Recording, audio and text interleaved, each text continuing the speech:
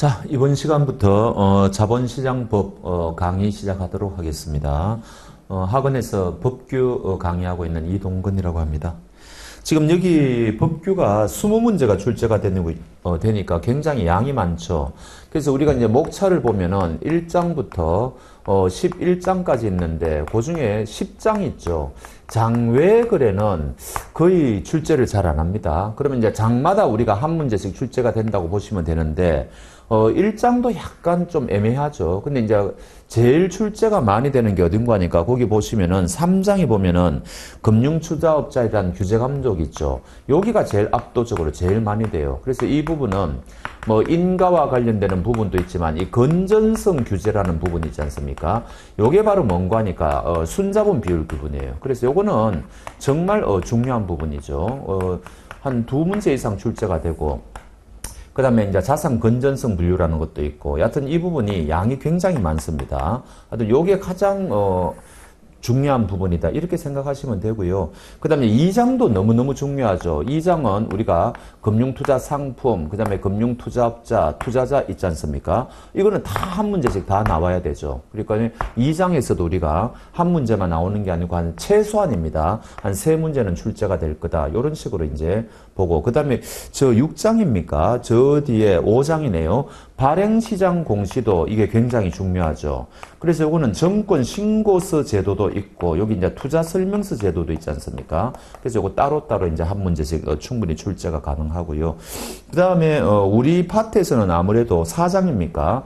투자 매매업자, 중개업자 이 부분도 굉장히 중요하죠. 그래서 4가지 파트로 구성이 되어 있는데 신용공여 당연히 중요하지 않습니까? 투자자 예탁금 당연히 중요하죠. 그 다음 불건전 영업행위 당연히 중요하죠. 그래서 여기서도 한 문제가 출제되는 게 아니고 2문제 플러스가 되고 한 3문제까지는 출제가 되거든요. 그래서 요런 4장, 그 다음에 5장, 그 다음에 3장, 2장 말씀드리자면 앞부분에서 집중적으로 중요한 게 많습니다. 뒷부분보다는요. 그래서 여기에 5장 넘어가면은 이제 6장 유통시장이라든지 7장 M&A라든지 그런 데서는 기껏해야 한 문제 정도. 그 다음 저 뒷부분에 가면은 불공정 거래가 또 중요하죠. 내부자 거래, 단기 매매 차익 반환, 그 다음에 시세 조정 행위. 거기서도 이제 한 문제가 더 출제될 겁니다. 그럼 이제 전체적으로 합하면은 한 20문제를 되거든요. 그렇습니다. 그래서 우리가 양이 굉장히 많은데 이 법규는 여러분들이 공부해 보시면 아시겠지만 도대체 어디까지 공부해야 되느냐 이게 관건이잖아요. 도대체 이거를 우리가 다 공부할 수는 없는 노릇이고, 그래서 이 법이라는 게 수많은 또 원칙과 예외로 이루어져 있는데 방법이 없습니다. 이거는 우리가 이제 이 자본시장법이 공통 과목이 많거든요. 금융투자 분석사도 이 우리 법규가 공통이에요. 그 다음에 투자자산운용사도 공통이고, 심지어 대행인 파트 있죠. 정권 대행인도 공통이고요. 막 그렇습니다. 그 다음에 이제 여러분들이 파생자문인력 공부하시는 분들은 여기에서 일부분만 제외시키고 공부하면 되지 않습니까? 이런 식으로 우리가 이제 법규가 공통 과목이기 때문에 기출 문제가 다른 시험 과목들을 통해 가지고 많이 축적이 되어 있습니다. 그러면 그거를 통해서 우리 이 시험 과목도 우리가 유추해 볼 수가 있거든요. 그래서 요 자문인력 같은 경우에는 우리가 이제 시험 문제를 유출해 가져오기가 어렵지만 다른 조금 전에 말씀드린 그런 자격 시험을 통해 가지고 우리가 충분히 법규에서는 요 정도 공부하면 되겠구나. 이게 충분히 유추가 가능합니다. 그리고 최근 3년 동안에 이제 문제 경향을 우리가 이제 알 수가 있거든요. 그래서 그것을 기초로 해 가지고 여러분들한테 강의를 할 겁니다. 그리고 옛날 문제도 저는 좀 가지고 있어요. 그런데 최근의 문제 경향이 아무래도 중요하겠죠. 그래서 강의하면서 이것은 옛날에는 문제가 좀 출제되었는데 최근에는 잘 안 된다든지 이런 식으로 말씀을 드릴 겁니다. 근데 이게 문제라는 게 또 유행을 타는 문제가 있어가지고 어떤 것은 집중적으로 출제되다가 또 출제 안 되다가 또 최근에 또 출제되다가 이런 것도 있거든요. 그래서 한 번이라도 기출 문제가 있는 것은 여러분들한테 말씀을 드릴 겁니다. 그리고 예전에는 이게 뭐 1장이 있고 뭐 2장이 있고 막 그렇지 않습니까? 이래갖고 11장까지 있다면은 옛날에는 우리 기본서가 어떻게 구성이 되어 있었는가 하니까 자본시장법을 먼저 책에 서술이 되어 있었고 그 다음 또 1장부터 또 해가지고 또 금융위 규정을 봤거든요. 그래서 조금 한 몇 년 전에는 이게 이제 기억이 안 나는데 몇 년 전부터인지 요 자본시장법에서 뭐 11문제, 그 다음에 금융위 규정에서 9문제, 뭐 이런 식으로 이제 막 출제를 했거든요. 근데 지금은 책의 서술 세계가 이런 식의 바뀌었어요. 이렇게. 1장에서 법규 강의, 서술하고 금융위 규정, 2장에서도 마찬가지고 이제 옆으로 갑니다. 그래서 이제는 이걸 합쳐가지고 지금 20문제를 내고 있는 거거든요. 그래서 저는 이 책을 보면은 어떤 게 자본시장법하고 관련되고 어떤 게 금융위 규정하고 관련되는 걸 아는데 여러분들은 이거 몰라요. 몰라도 관계없습니다. 하여튼 이제는 섞어가지고 법하고 규정하고 섞어가지고. 근데 문제는 이제 금융위 규정 같은 경우에는 정말 그 절차적이고 세세하고 이런 게 참 많거든요. 그래서 그런 것들은 전혀 시험하고 관련성이 없는 게 많습니다. 그런 거는 전혀 우리가 도외시해도 되죠. 또 이제 우리가 굉장히 많은 앞으로 공부하면서 예외를 볼 건데 그런 예외도 마찬가지예요.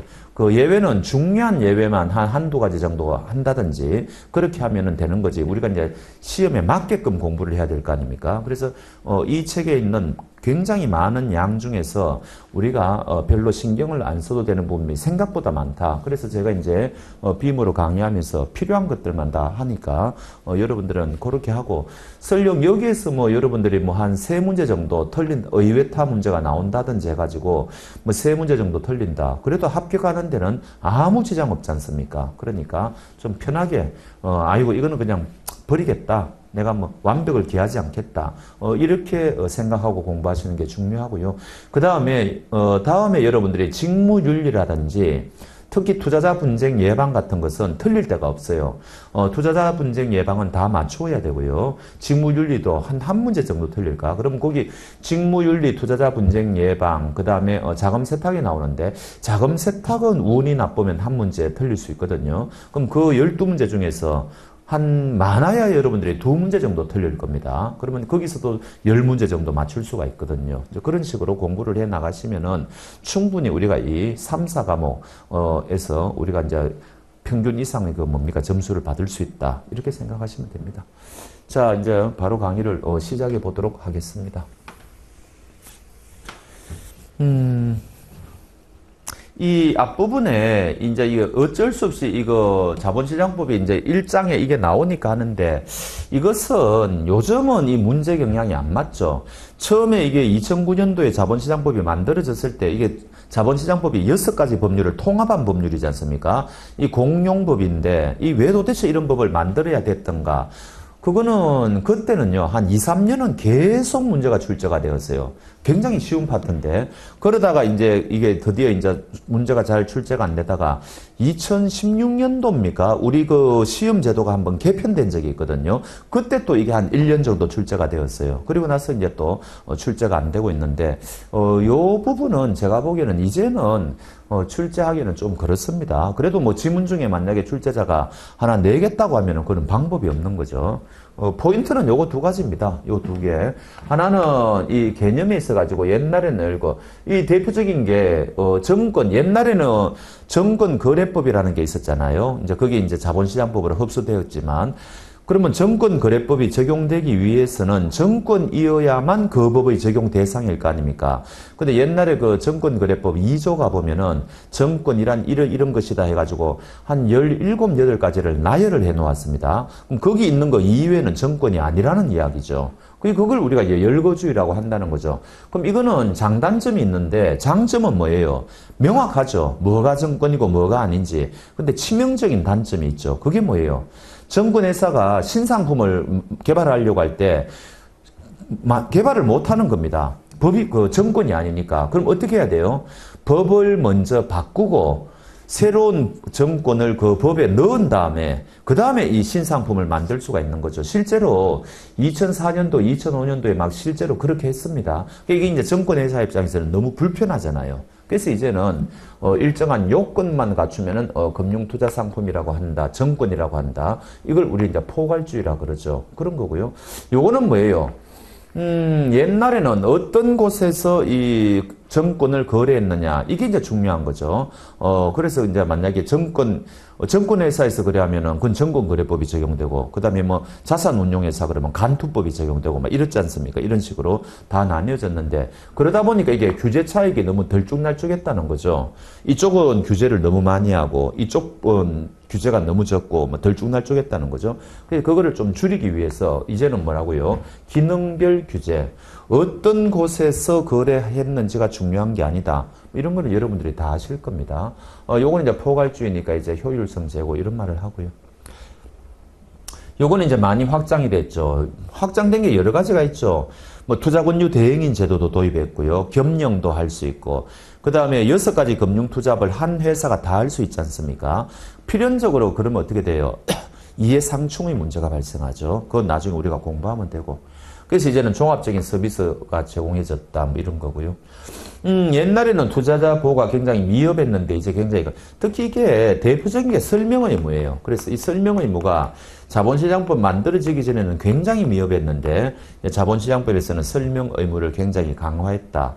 그럼 이제 투자자들이 믿고 이 시장에 들어올 거니까 자본시장이 지속적으로 성장할 수 있는 가능성이 높아졌다. 이렇게 우리가 이야기하는 거 아닙니까?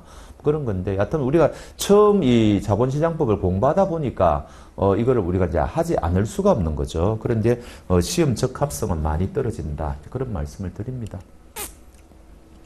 그 다음에 우리는 상대적으로 문제수가 많은 편이거든요. 20문제면 많은 편이에요. 그래서 이런 문제도 출제가 충분히 가능합니다. 다른 시험에는 이 부분이 출제가 잘 안 돼요. 근데 우리는 출제합니다. 그래서 이거는 금융위원회가 이제 최고의 의결기구이지 않습니까? 소관 업무가 여기 이제 1, 2, 3번만 제가 소개를 해놨는데, 이거 말고도 뭐 한 7, 8가지 있잖아요. 굉장히 중요한 것은 여기서 다 하고. 근데 이거를 외우면 안 되죠. 외울 수도 없고, 요거를 외워야 되죠. 왜 도대체 정권선물위원회를 만들어야 됐냐? 그거 아니에요. 요런 일을 전담시키기 위해서 만들었다. 그 이야기죠. 그래서 자본시장의 불공정거래 조사 전담기구다. 뭐 이런 이야기고요. 그 다음 기업 회계와 관련된 기준을 세워주고 감리를 하는 무서운 곳이다. 이거 아니에요. 그러니까 요거 두 가지를 외워야지, 요거 두 가지를 섞더라도 다음 주 무슨 금융위원회가 하는 일이 아닌 것은 뭐 이런 식으로 어렵게 출제할 수도 있고, 또는 그렇게 안 하더라도 이 전체에서 한 문제를 내더라도 요 부분을 충분히 출제할 수 있죠. 자본시장의 불공정거래 조사를 전담하는 기구는 정권선물위원회다. 그러면 이제 그게 맞다는 이야기죠. 그런 식으로 출제할 겁니다. 그래서 요거 좀 외우셔야 되고요. 나머지는 이거 어쩔 수 없어요. 객관식이니까 숫자 노름입니다. 요거는 위원이 9명이고, 요거는 이제 5명이죠. 그런 거고. 그 다음에 이거, 행정부 소속인데, 어디 소속이냐? 이것도 출제가 돼요. 국무총리 소속이다. 외우셔야 됩니다. 위원회니까 당연히 합의제겠죠. 뭐 그런 거고요. 그럼 요거는 이제 금융위원회 안에 있는 위원회지 않습니까? 뭐 그런 거. 그리고 벌써 뭐예요? 한 사지선다형이 만들어지거든요. 요것도 출제합니다. 정선희 위원장은 별도로 선임하는 게 아니죠. 금융위원회 부위원장이 자동적으로 겸임한다. 이런 것도 굉장히 지문에 내기가 좋습니다. 그렇고요. 요거는 제가 참 이런 게 이제 계륵이에요. 이런 거 그냥 넘어가자니 조금 찝찝하고, 그 다음에 저런 것까지 우리가 외워야 된다면은 외워야 될 게 너무 많거든요. 근데 저게 옛날에 기출문제입니다. 제가 기억하기로는 파생상품 자문인력에서 출제가 한 2번 된 것 같은데, 요 9명의 위원 중에서 4명의 위원은 당연직 위원이라는 거죠. 요 당연직 위원을 물어본 경우가 있었다는 거죠. 그야말로 의외타 문제죠. 그래서 기획재정부 차관, 그 다음에 금융감독원 원장, 예금보험공사 사장, 그 다음에 한국은행 부총재거든요.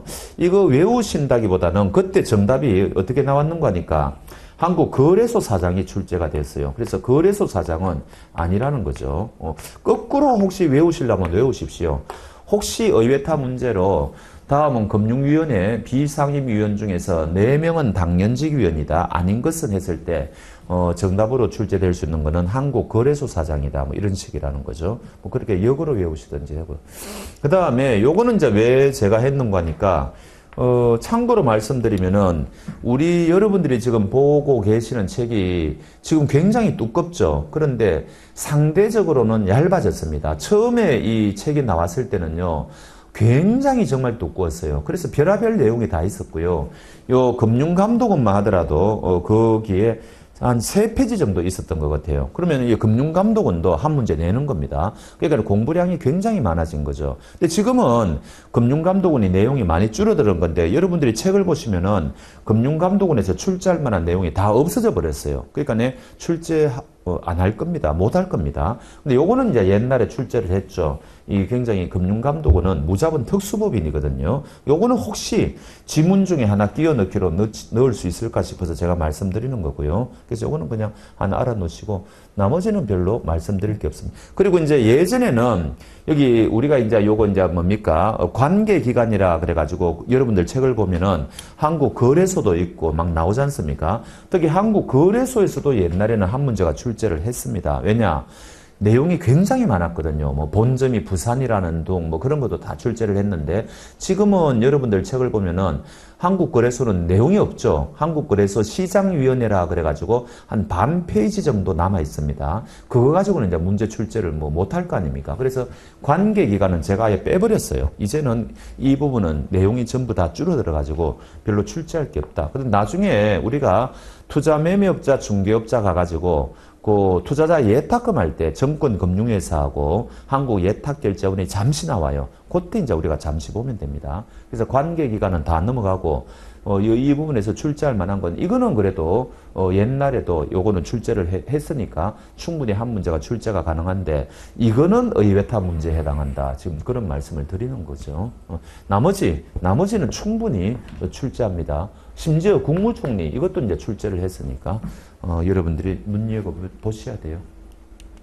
자, 이제 1장이 끝났고 이제 2장인데 금융투자 상품, 투자자도 있죠. 이 3가지로 되어 있는데 정말 중요하고요.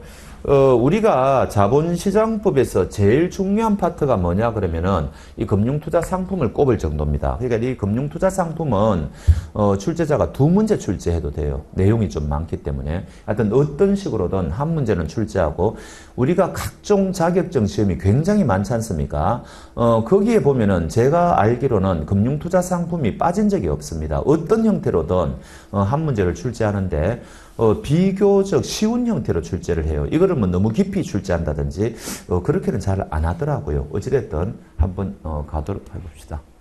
자, 우리가 이제 금융투자 상품이라고 하기 위해서는 우리가 뭐라 그럽니까? 정권하고 그 다음에 파생상품을 합친 개념을 이야기하는 거죠.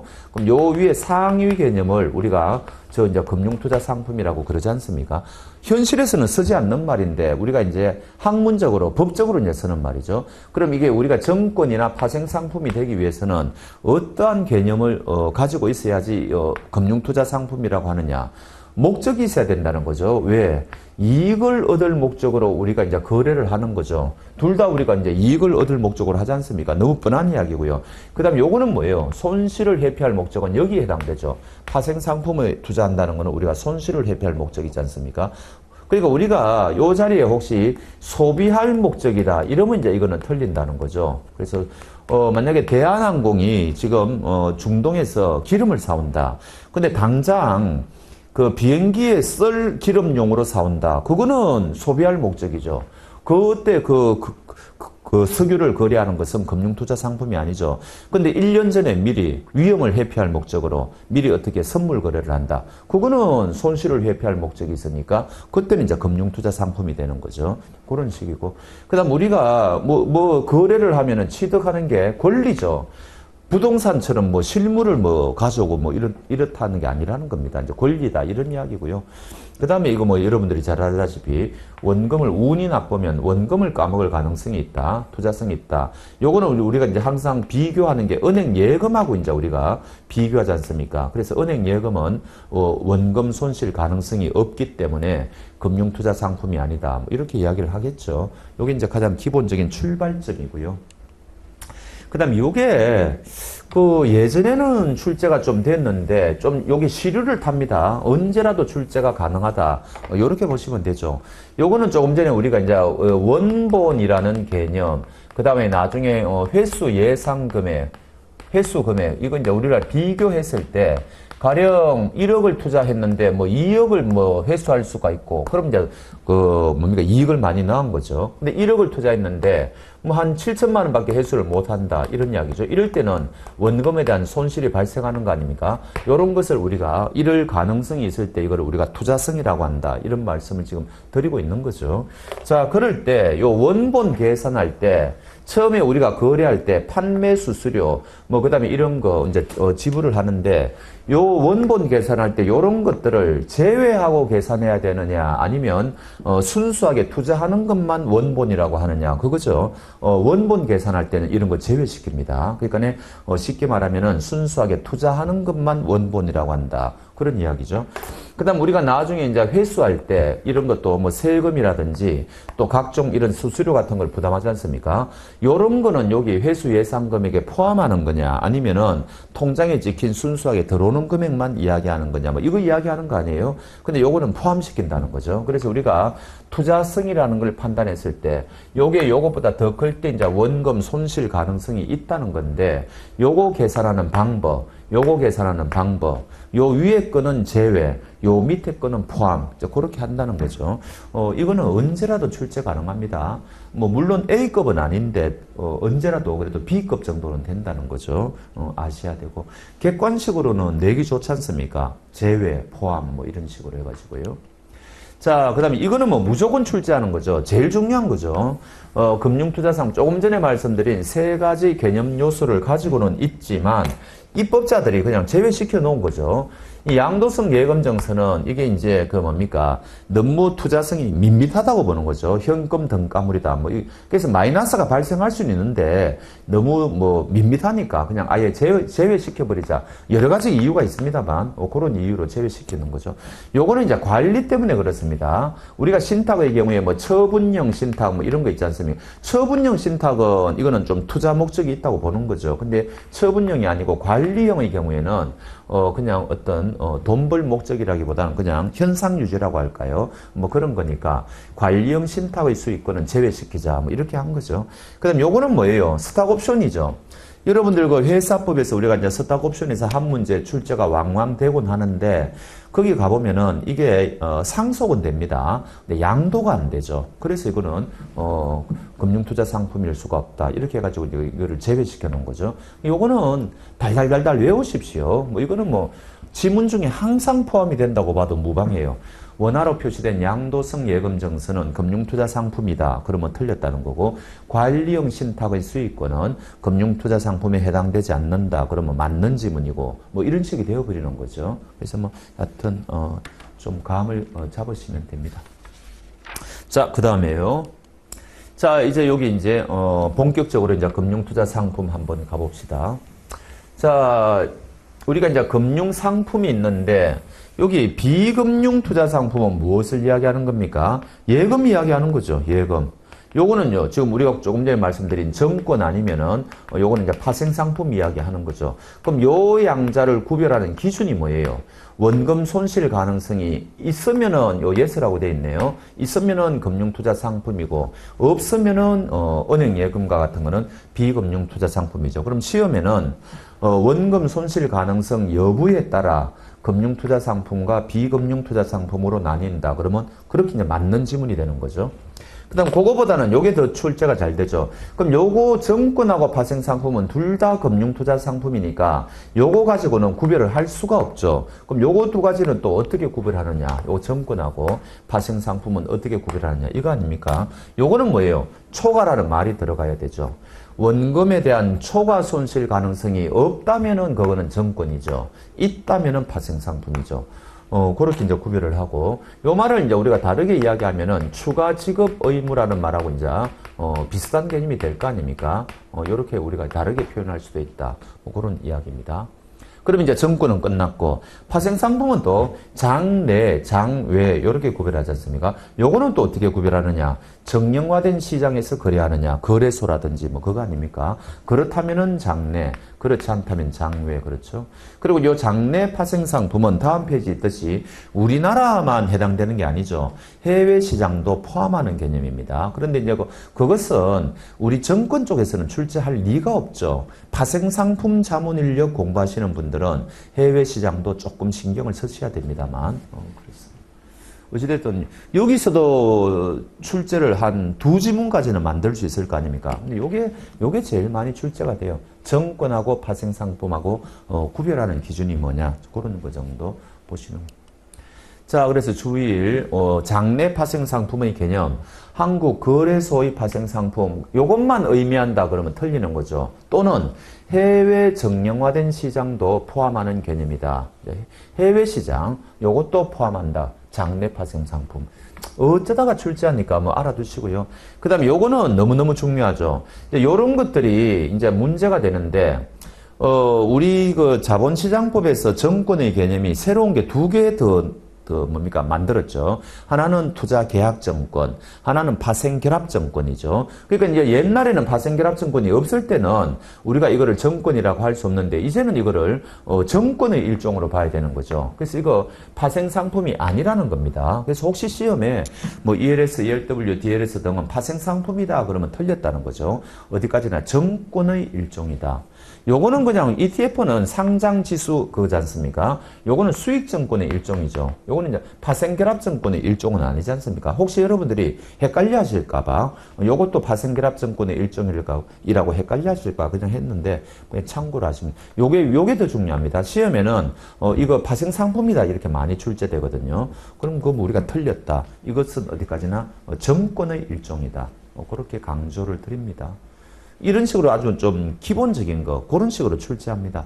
뭐 내용 같은 거야 여러분들이 상품 파트에서 다 공부하지 않습니까? 우리 법규는 여러분들이 이제 그 상품을 다 안다는 전제를 하고 지금 하는 거니까 제가 이런 말씀 드리는 거 여러분들이 다 뭐 기본적으로 아실 겁니다. 근데 이제 출제 경향을 이야기하는 거죠. 자, 이제 이 정권이 이게 이제 6가지 종류의 정권이 있죠. 근데 이것도 마찬가지입니다. 그렇게 어렵게 출제를 안 해요. 옛날에 초창기에는 어느 정도 이거 쉬운 문제가 출제가 됐는가 하니까 자본시장법에서 인정하지 않는 정권은 해가지고요. 그런 문제도 굉장히 오랫동안 출제가 됐어요. 우리 자본시장법에 투자정권이라는 개념은 없죠. 이런 개념은 없습니다. 근데 요거를 이제 정답으로 해가지고 많이 냈죠. 그래서 우리가 지금 6가지가 제목부터 보면 채무정권, 지분정권, 수익정권, 그 다음에 투자계약정권, 파생결합정권, 정권예탁정권이죠. 시험에 집중되는 거는 4번이고요. 그 다음 5번도 조금 중요하겠죠. 뭐 그렇게 보시면 됩니다. 그 다음 요거는 이제 짝짓기 문제를 이제 하는 거죠. 예를 들어가지고 주권이 무슨 채무정권이다 이러면 당연히 틀리는 거죠. 너무 좀 싱겁지 않습니까? 문제가. 그런 식으로.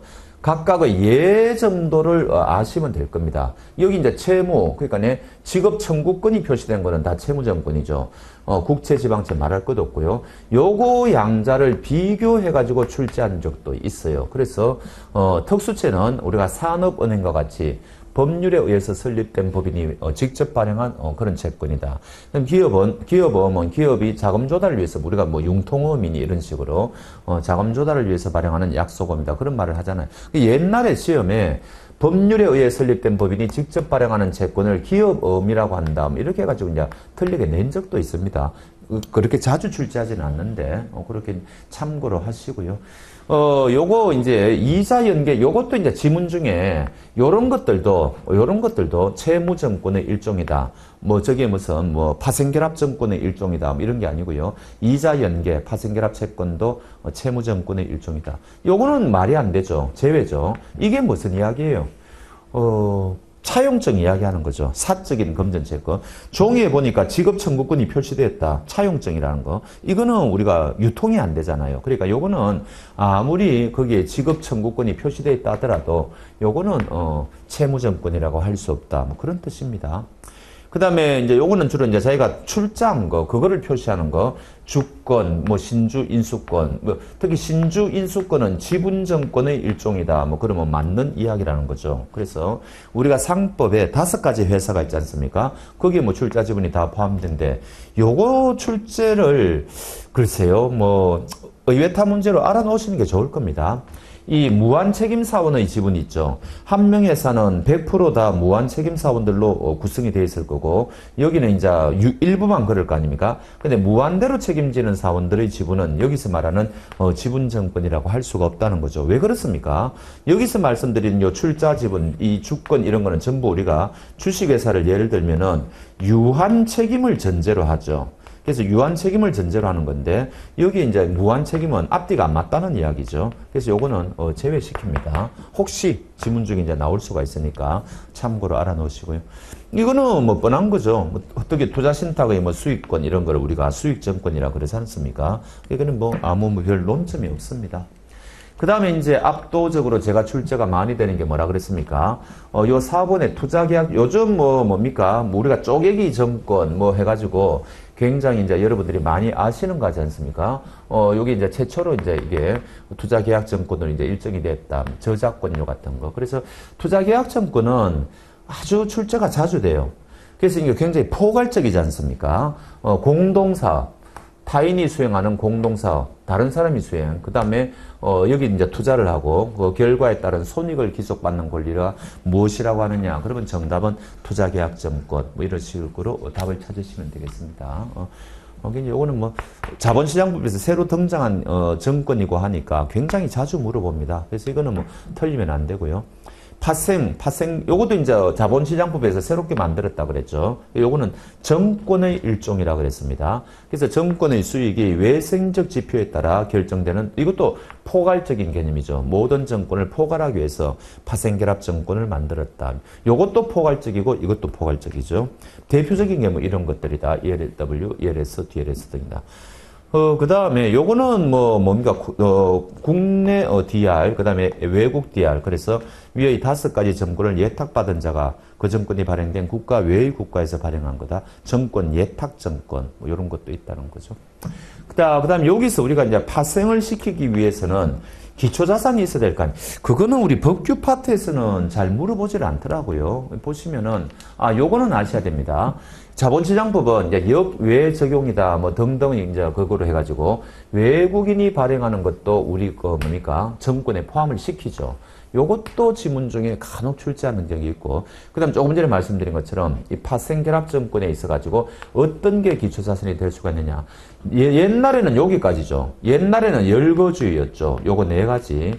요게 이제, 뭡니까? 파생을 시킬 수가 있는 통화, 금융투자상품, 일반상품, 신용이엠인데, 자본시장법은 전부 포괄주의로 바뀌었다 그랬지 않습니까? 그래서 이제는 계산이 가능한 것은 전부 다 될 수가 있다. 뭐 자연적, 환경적 이런 거는 뭐예요? 뭐 일본의 지진 같은 거, 뭐 그런 거 예를 들면 되겠죠.